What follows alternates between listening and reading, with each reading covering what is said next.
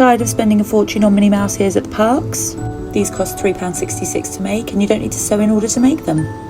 What you'll need is a hot glue gun. I got this from Temu, and it came with 200 glue sticks. For these ears you'll need 6. 4 foam inserts.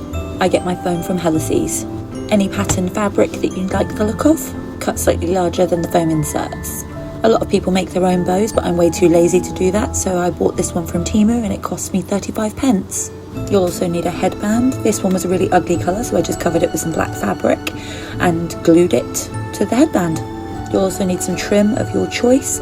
I'm a sucker for anything sparkly, so I always go with sparkle trim. This was from Temu and it's self-adhesive, so you don't even need the glue gun for it. To cut the foam to size, a lot of people use stencils. Again, I'm too lazy for that, so I just got an existing pair of ears that I bought from the parks, drew around them, around the edge, and cut the foam out to size.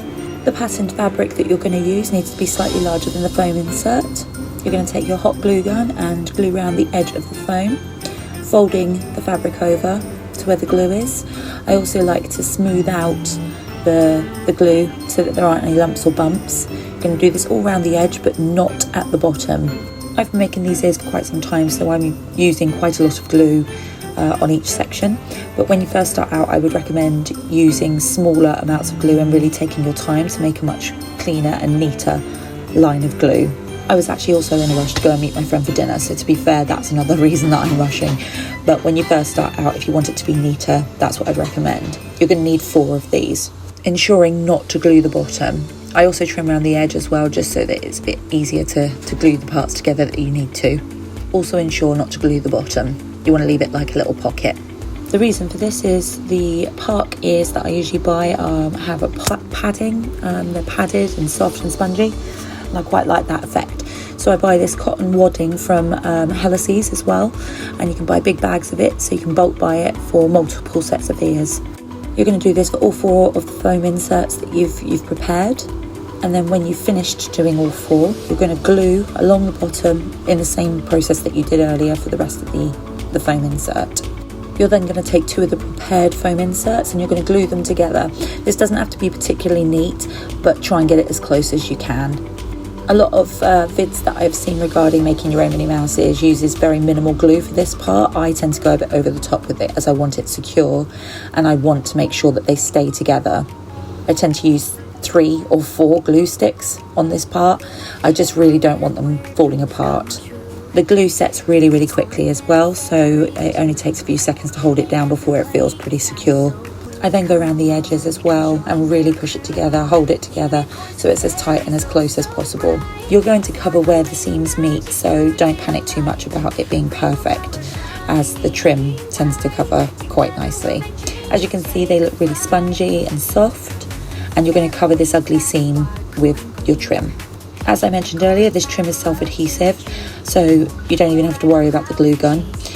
What I do is I go around the outside and I just measure up, make sure I've got exactly the right amount or slightly more just to make sure. Like I said, I love sparkly. I think Minnie Mouse ears look fantastic with a bit of sparkle. Once you've measured up and made sure that you've got the perfect amount, just simply trim it.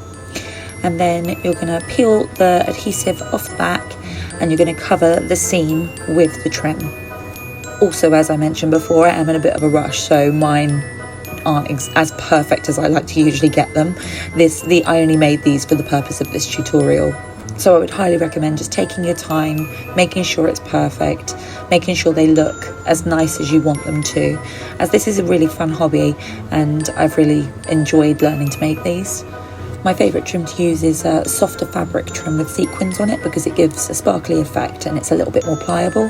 This one is more solid, but as you can see, it does give a really nice effect, and I love a bit of Disney sparkle.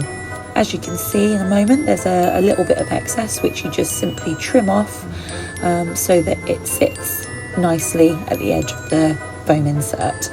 Once you've done both padded insert sides of the ears, you're going to just check it out, make sure it's perfect. I then like to line it up as to where I want the ears to sit.